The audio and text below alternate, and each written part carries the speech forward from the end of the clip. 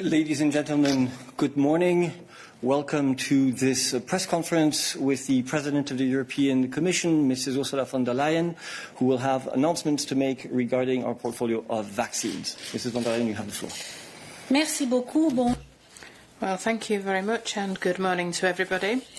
We certainly have many projects and plans for 2021, and that is particularly true for the rebuilding of the economy.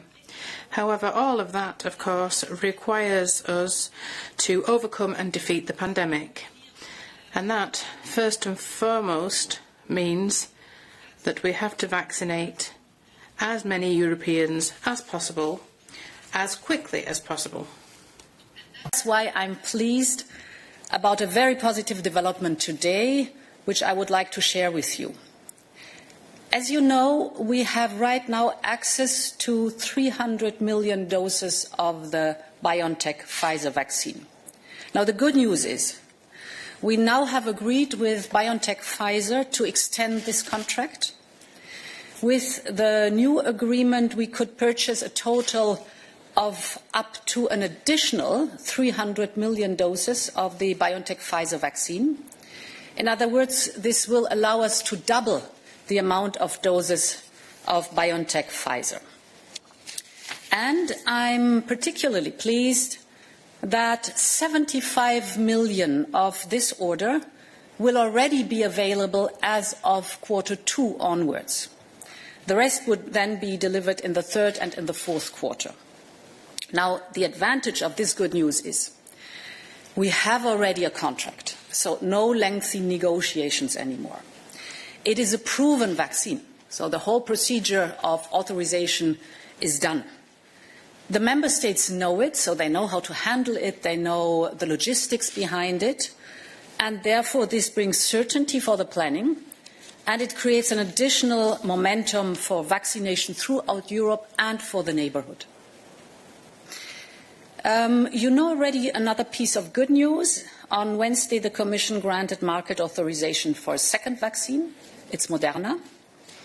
This means with these two authorized vaccines, we have already secured an amount of doses that we need to vaccinate 380 million Europeans. And this is more than 80% of the European population. And other vaccines will follow in the coming weeks and months. And therefore that still means that Europe will have more than enough vaccine within a reliable time frame. And this always illustrates that the path that we have taken together in Europe is the right one. We want to proceed together. We have combined market power, which has been illustrated today. Today we have put together a broad portfolio of vaccines, because that's important. Who indeed last summer would have known which vaccines would make it? At the end, we need a broad range from the outset. In the European Commission, we invested heavily in building capacity, and that shows itself to have been important together. And that means that we can bring forward the process of vaccination amongst all 27 member states. What's right, and we are aware of this, is that we should be safe only when everyone has access to the vaccine in Europe and in our neighbourhood. We have a major community of values, we have a single market in Europe, and we shall emerge from this profound health and economic crisis only together. We are stronger if we stick together. Thank you. And we will now take a few questions, and I start with Yanis Palaiologos. Sorry. Yanis. Hi, good morning. Can you hear me? Yeah, if we can raise the sound. Go ahead. Yep. Yes, thank you very much for the question. Great news, Madam President. I wanted to ask you, do you think that with these additional doses of the Pfizer-BioNTech vaccine, there will be less of an incentive of individual member states to try to make their own deals on the side? There's been discussions this week about a purported agreement between Germany and the two companies, which was seemingly in violation of the agreement of no parallel negotiations. What do you think? Does this help keep the common vaccine strategy on track and prevent each country going its own way? Well, we have A very clear framework for all that, and it's legally binding. We have all agreed legally binding that there will be no parallel negotiations, no parallel contracts. So the framework we are all working in is a framework of 27. Together we are negotiating, together we are procuring, and together we are bringing forward this vaccination process. Thank you. We now move to Anne Gelinek. Anne, you have the floor. Warten Sie eine Sekunde, bevor Sie... Oh, Anne, we seem to have a mic issue with you. If you could check your mic source, please.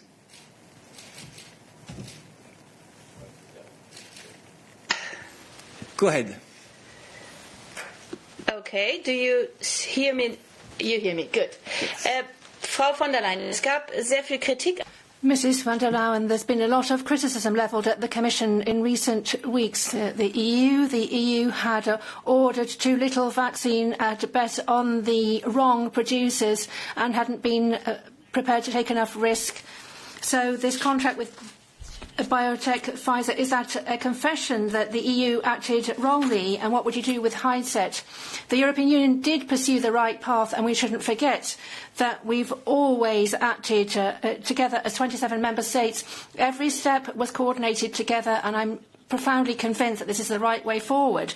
We shouldn't forget in the summer of last year, and it's not even 6 months ago, there were over 160 different people bidding for vaccines, trying to invest in research and development of a vaccine. These were huge numbers, and of these 160 candidates and more, we filtered out the 6 contracts that we now have. And we all know that these 6 contracts were the right place to focus on, because they comprise not just BioNTech, AstraZeneca, Johnson & Johnson, Moderna, CureVac and Sanofi. All of those are covered. And these are all products that have made good progress. Secondly, together we have taken the right course of action. Back in the summer, the European Commission looked at all the contracts which the member states were engaging in, right from the outset, was involved in building up a production capacity for the vaccine, investing in that. If we hadn't do that, we wouldn't have these huge numbers. They wouldn't be possible. You have to invest in capacity building so that in this situation, once vaccines are successfully developed, the millions of doses can be manufactured quickly. We've pursued that path together because we knew that we had to develop a joint vaccination strategy. We want to have common logistics, and this is now demonstrated as being the right course of action. With BioNTech Pfizer today, we would not have been able to agree on doubling the number of doses if in summer we had not invested in building capacity. The European Investment Bank issued a loan of over 100 million. The European Commission has invested in capacity building, not just for BioNTech Pfizer, but for all the other companies with whom we have contracts. And what we now see is that we are reaping the benefit of that. I'm very much convinced that this European course of action was the right one, and I think that will be proven in hindsight as well. There's a second point which, in my view, which I think is overlooked. We're not just talking about us in Europe, of course. We're talking about our neighbourhood as well. The idea is that in the situation where we look around ourselves in our neighbourhood, we should make it possible for our neighbours to receive vaccines. That is, those countries which don't have the financial resources, they need our support and assistance. And if you look at the shape of our portfolio today, the 6 different contracts that we have in place, if they are all effective, then we have an overall volume of 2.3 billion vaccine doses. Sometimes you have to provide 2 vaccinations, so that can't be translated in the number of vaccinations itself, but this is a large portfolio, a large range that shows that we have more than sufficient vaccine, and that shows that we in Europe should think not only of ourselves but also of our neighbourhood and our vicinity, that we think of other countries which require more support. Thank you. We move to Patrizia Antonini. Patrizia. President, thank you for this briefing. So I would like to ask you whether you're happy with the Italian vaccination rate. Are we doing a good job? And I would also like to ask you whether if Italy would risk to lose the recovery funds in case of a political crisis. And the last is, but I think you already clarified, is did Germany negotiate these 30 millions of vaccination of vaccines of Pfizer, BioNTech in a European framework or in a bilateral one? Thank you. So I think I clarified, to start with the last question, I clarified that we have a legally binding framework. Within this framework, we are all working together. Now, what the situation of the vaccination progress is concerned, so I must say I'm very pleased that all member states do their utmost to move forward with their vaccination plans. The beginning is always difficult because you have to come with a completely new procedure. It is a logistical challenge because this vaccine has to have an ongoing cooling chain, for example. But it is impressive to see how fast the member states are moving forward to adapt to that. As I said, it's an advantage that we now have additional doses of the same vaccine, so we can use the logistics that have been put forward now. We are monitoring the vaccination progress with ECDCs, so we're getting back from the member states the numbers of vaccination. Of course, we have to step up. It has to get more. We have to raise the numbers of vaccinations rapidly.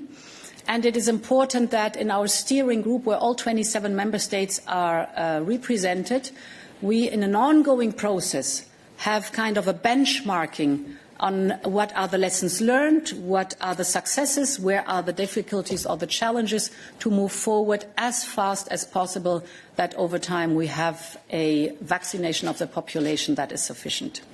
What your third question is concerned, the Next Generation EU, the Resilience and Recovery Fund, we are in very good talks with the Italian government, like any other government too. But now specifically, there's a good progress. Of course, independent of different political situations, we are negotiating with member states. We have clear conditions under which the Recovery and Resilience Fund is accessible. So it's investment and reforms. It is the European Green Deal that has to be respected. A large amount of money has to be invested in those projects. It's the digitalization and it's the resilience. That is what counts for us. We now move to Julien Gasparuto, France 2.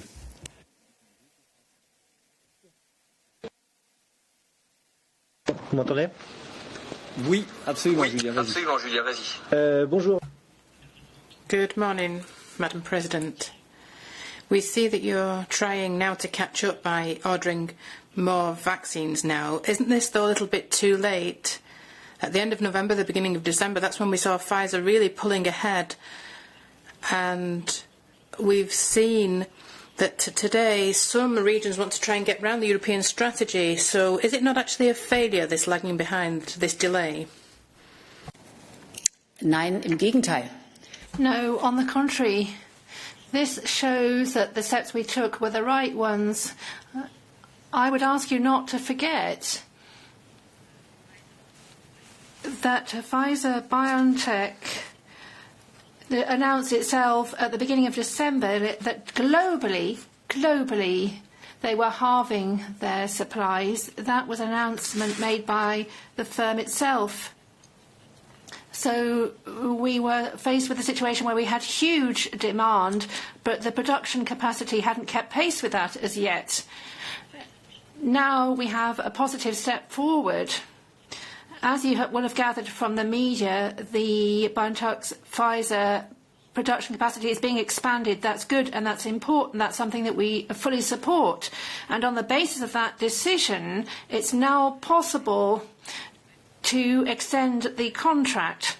And this illustrates that it was right to bet on this particular horse, if I can put it that way.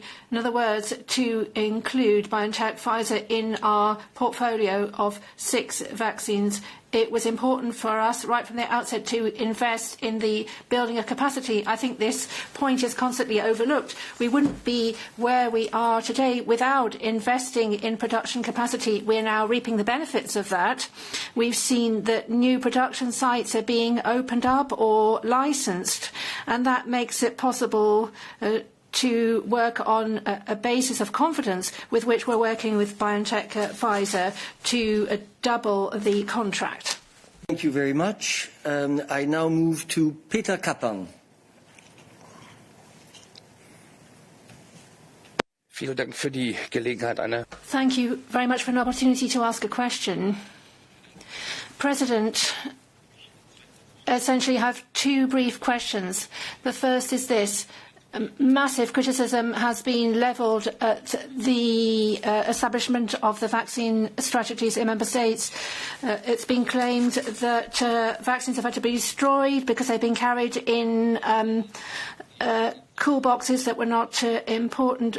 The Netherlands have been rather hesitant. Things are not working in France. I recall that the Commission, I think it was back in October, had asked member states, called on them to develop vaccination strategies. So my first question is this: why are member states failing in devising these vaccination strategies? Where have the mistakes been made? And the second question focuses once again on the Commission and its purchases of vaccines. The EU Commission has been criticised of picking up on the fact that BioNTech Pfizer vaccine was very promising and could have purchased millions of doses at the time but didn't do so. Was that the case, and if so, why? Thank you. Now, on the vaccination strategy, well, indeed, at an early stage, we discussed this with member states, and vaccination strategies means that you have to set priorities. Merely the fact that right from the beginning we said that according to the recommendations we'd had from experts from the health sector and the WHO, we were recommending that the priority in the vaccination strategy should be the health staff, people over 65 and the vulnerable. You're aware of that. This shows that it was quite clear from the beginning it's not possible to vaccinate everybody all at one go. This will have to be done step by step. And what we've also constantly emphasised, and what is being demonstrated now, is that we're going to have difficult months in the spring because we have 2 trends. We have the slow increase in the number of vaccinations, the increase in the number of people who have actually been vaccinated, but that's going to be a slow process. And secondly, the fact that what's happening with the level of infection is something that's still a matter of great concern. That's exactly the point that we're at now. And therefore, I'm convinced that when we look back at this one day, we'll see, well, yes, at the beginning, there was a bumpy road. Well, that's always the case with these major changes that we're having to tackle. But I think when we look back, I'm convinced that we'll recognise that a lot has been done in member states to get the vaccinations up and running. And secondly, once again, all decisions on purchases are taken and have been taken together with member states. And from BioNTech, Pfizer, from CureVac, Moderna, Johnson & Johnson, AstraZeneca, and so on, we need a combination of what's actually supplied, but also timeliness in terms of delivery. That's important, which I'm sure you can understand.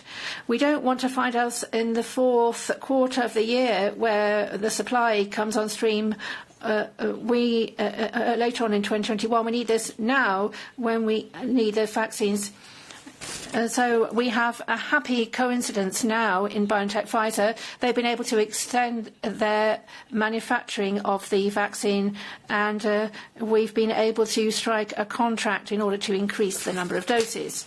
One last question, and it goes to Tomasz Bielecki. Tomasz.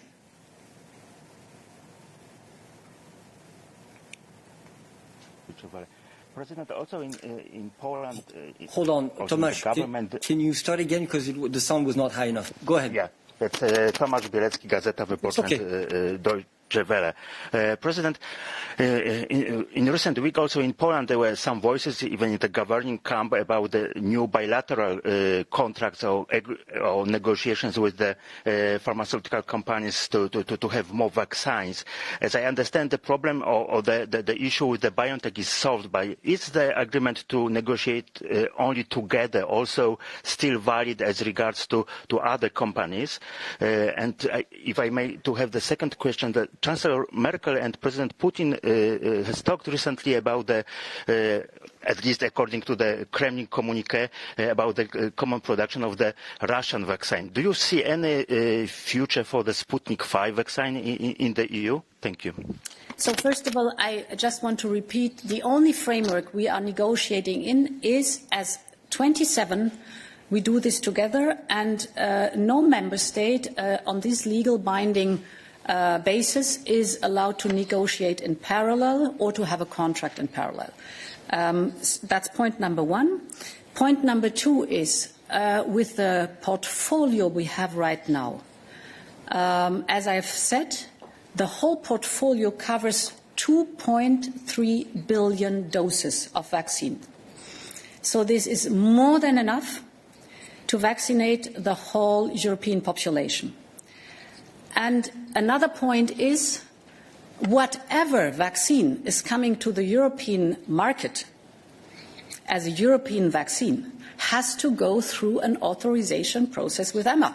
So full transparency, all data have to be submitted, the whole scrutiny, the other vaccines, as we know, go through now. Therefore, I think it's very clear the European Union is providing safe vaccines and effective vaccines in a sufficient number, more than enough. And the more than enough is important for me because I just want to insist on it again. It's not only for the European Union, it's also for our neighbourhood. Thank you very much. This brings us to the end of today's press conference. We will follow with the midday briefing at 12 as every day. Thank you very much.